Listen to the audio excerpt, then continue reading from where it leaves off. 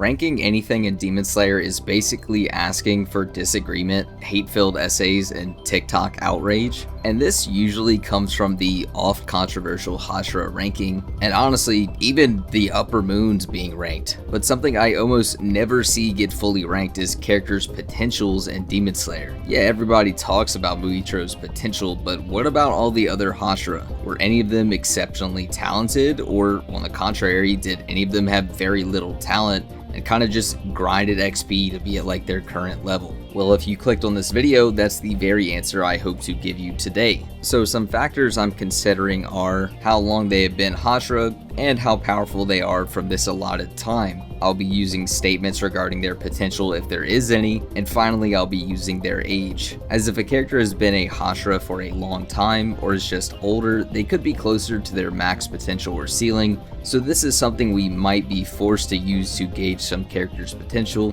because not every character has concrete information about their latent talent. Even though talent and potential are two different things, I'm sort of conflating the two to make one big ranking that incorporates both into the formula. I'm also not including any of the older generation Hashira or just people we don't have a lot of information on. Like Rengoku's dad, we don't even know how powerful he was in his prime, let alone gauging his max potential. It's just a really hard thing to say. So not going to be ranking any of them, just the standard 9 Hashira. And finally, one last thing I'm not using is power-ups as part of the potential in this video. Just because a character like Obanai unlocked the Demon Slayer mark and Tengen didn't, that doesn't necessarily mean Obanai is more talented than Tengen. It's more of a measure of how talented their base forms are, and the mark and see-through world, all that stuff is sort of separate. Without wasting any more time, let's just get started with number 9, Shinobu Kocho. Shinobu already has a big handicap of being the only Hashira incapable of taking a demon's head, which she tells us herself in chapter 41.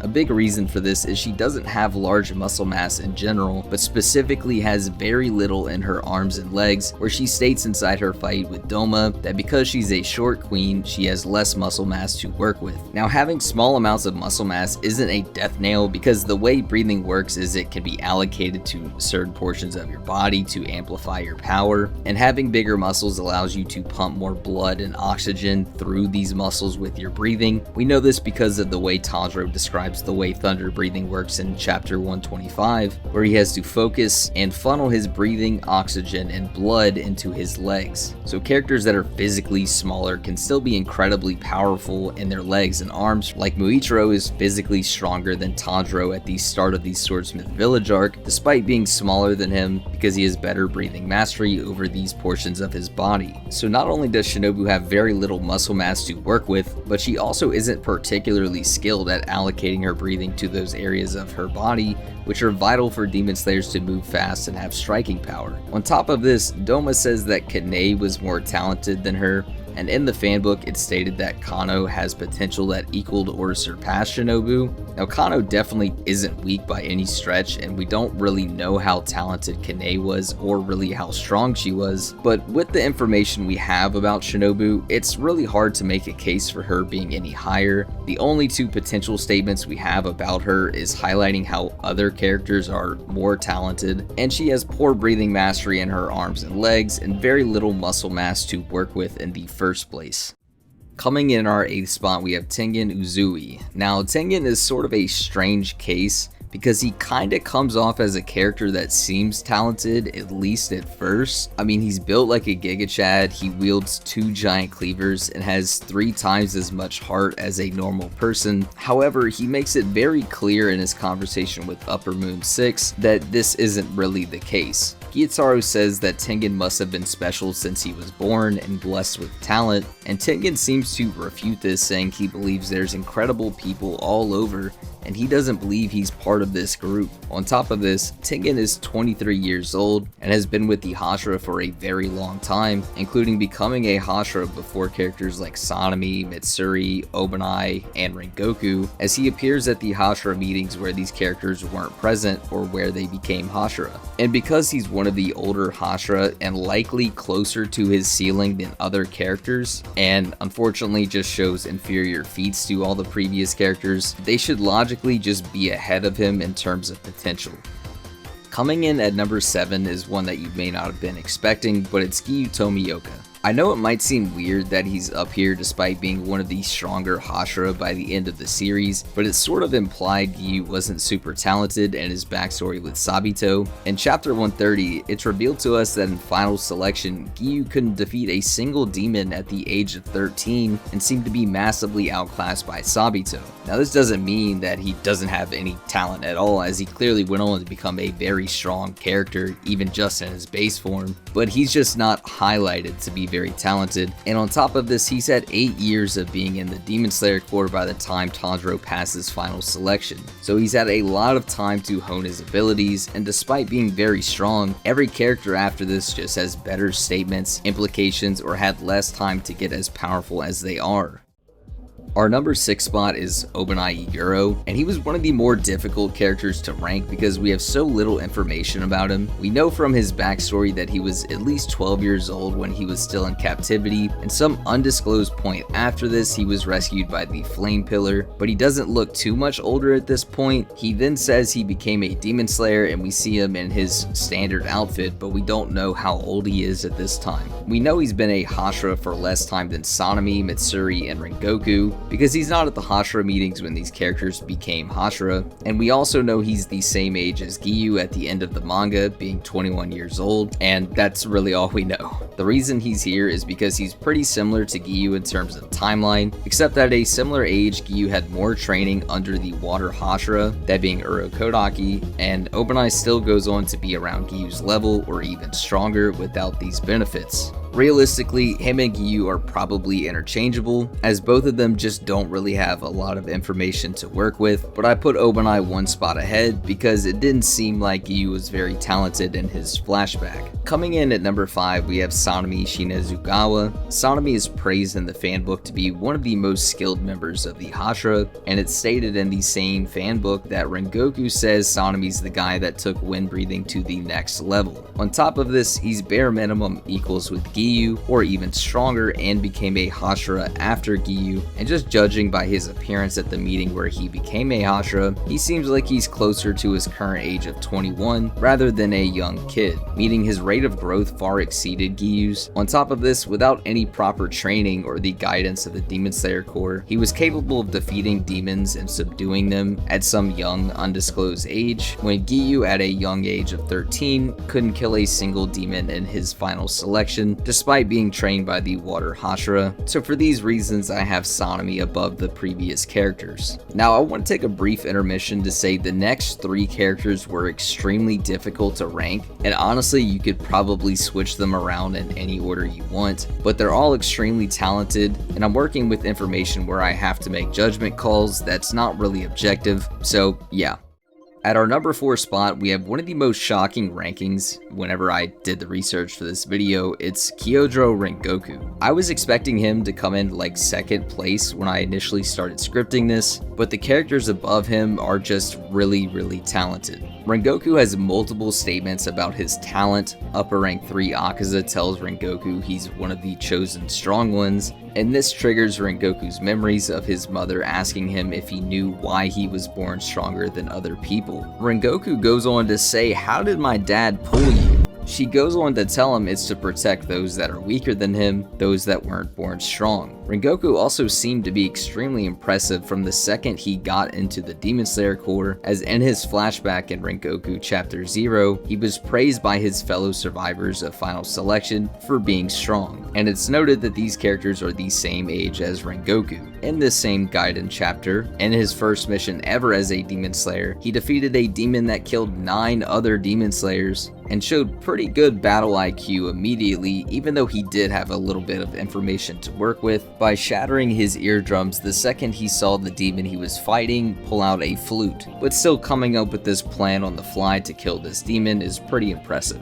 The much more impressive thing to note is Rengoku's rate of growth. In Rengoku's Stories of Flame, we know he became a Hashira in these chapters, and it also covers his battles with lower rank 2. These chapters also very importantly show him tutoring Mitsuri, and now this is going to get into some timeline stuff that's sort of confusing, but I'm just going to put a rough timeline on screen. But about 3 years go by, give or take, from chapter 1 of Demon Slayer to the Swordsmith Village arc, and we know 2 years before Swordsmith Village arc, Mitsuri had her first marriage broken off. Some undisclosed time passes, and she fakes a new personality and finds a second partner, but she feels insecure because she's not living her actual life and being the person that she actually is. So it's implied this marriage gets called off and she accepts herself for who she is and joins the Demon Slayer Corps. 6 months pass by and she now passes final selection at the start of Rengoku Stories of Flame, or Rengoku Gaiden, and there's also roughly 6 months in between Mugen and Swordsmith Village arc. So to put it as simple as possible, Rengoku Gaiden takes place some point after chapter 1 of Demon Slayer, but where exactly is a bit hard to pinpoint because all this timeline stuff is rough. So from chapter 1 of Demon Slayer, or a bit later, all the way to chapter 63, Rengoku goes from Lower Moon 2 levels of power to outspeeding Akaza, Upper Moon 3, in his base form. This is an astronomical jump in power and strength, and Rengoku is also younger than most of the Hashira I've discussed already, as his time of death is only 20 years old. Now, I'm not saying he's stronger than the Hashira he's above on this list, but just highlighting how rapidly he was growing and how his ceiling may have been extremely high. If he had 6 more years like Gyomei to train and get stronger, he could have been one of the strongest Demon Slayers of all time. Now, in the most shocking turn of events, whenever I was scripting this video, I concluded that Mitsuri is coming in at number 3. When I started this list, I assumed she would be in the middle of the pack, or maybe even lower than that, but the statements for her potential and talent really is insane the more you look into it. The most standout thing about Mitsuri's innate talent is her crazy muscle density. Despite looking like regular muscles, all of her muscles are 8 times more dense than regular people's, making her arms in practice more akin to something like a bodybuilder rather than a Starbucks girl, which of course she can amplify further with breathing mastery. On top of this, she is praised by the master of the mansion, saying she's beloved by the gods, and those who speak ill of her fear her talent. Rengoku even claims in Stories of Flame that he bets she will even surpass him in sword fighting eventually. Now, this may have just been hype supporting his student, we really don't know, so if you think he may have been charitable with his words here, Rengoku is a very nice guy after all. At the very least, in the fanbook, he also calls Mitsuri's talent amazing. This is all without mentioning her insane rate of growth, comparable if not greater than Rengoku's. She's weaker than Lower Moon 2 levels at the start of Demon Slayer by the timeline I went over earlier, since Rengoku became a Hashira after chapter 1, and she's also just younger than Rengoku. Only 6 months after his death, she was able to contend with an upper rank 4 opponent in her base form, and then one training arc later, she's at least able to somewhat perceive a nerfed Muzan in her base form, who is the strongest demon of all time, albeit he is drugged, but like still, if you just say it out loud, it's kind of crazy. I want to reiterate that this girl was not training or even a demon slayer at the start of chapter 1, as it would literally be impossible with the timeline, and by the end of the series, she can be somewhat slightly relevant in a fight against drugged Muzan in her base form, which is why I have her personally above Rengoku. At number 2, we have Gyomei, the Stone Pillar. Even though he's been a Hashira for 8 years according to himself and is the oldest pillar at 27 years old, he's still an absolute insane talent and is extremely powerful. He's praised over and over by his comrades for his power, although a lot of this praise is for his strength level currently and not his potential. Him being at this extremely high level just means he's realized that potential. Gyomei is stated to be at his maximal physical condition in the fanbook, which could imply he's reached most of his potential, but this doesn't mention how much breathing mastery he has, so it's possible he could augment his strength even further. And that's one of the most impressive things about Gyomei. His incredible physique allows him to amplify his abilities with breathing greatly, because he simply just has more muscles to work with than nearly anybody in the verse. Not to mention he's the strongest Hashira in the Demon Slayer Corps, and while that doesn't mean he has more potential than all of them, It at least means anyone above him on this list would need to have the potential to at least reach Gyomei's level, strictly talking about base-to-base comparisons. He also has two pretty impressive statements, the first being a little bit less impressive, that one being from Tengen, where he sort of proclaims that Gyomei is more talented than him without actually saying it. The more notable statement here though is Kokushibo saying he has a perfect physical form and he hasn't seen a swordsman so great in 300 years. Meaning more than likely Gyomei is one of the most impressive specimens to ever come into the Demon Slayer Corps, and his raw physical traits and body are just something that's an anomaly in this verse. And as I mentioned earlier, having an extremely well-defined body allows for a higher level of total concentration breathing. Finally, shocking no one, we have Muichiro at number 1. I mean, he's literally Mr. Potential himself. Within just 2 months of picking up a sword, he became a Hashira. The fanbook headline for him is some of the most insane glaze I've ever seen, calling him a genius swordsman with so-called infinite strength. He dies at only 14 years old, and given how little of time he's been a Hashira and how much room he has for his body to grow, he has a massive amount of latent potential to increase his total breathing mastery and physical stats, and that's not to mention that he's pretty damn strong already. In fact, he was so talented that Lady Amane herself, the wife of the master of the mansion, was sent just to recruit Muichiro. I think it's pretty clear that Muichiro is just supposed to be the most talented and has the highest potential of the 9 Hashira. I hope you guys enjoyed. If you did, let me know what your ranking of the Hashira would be in terms of potential, or if you found any other information that may imply that one or more of these characters have more potential than I highlighted here, but I tried to find the most amount of information as I could. Goodbye.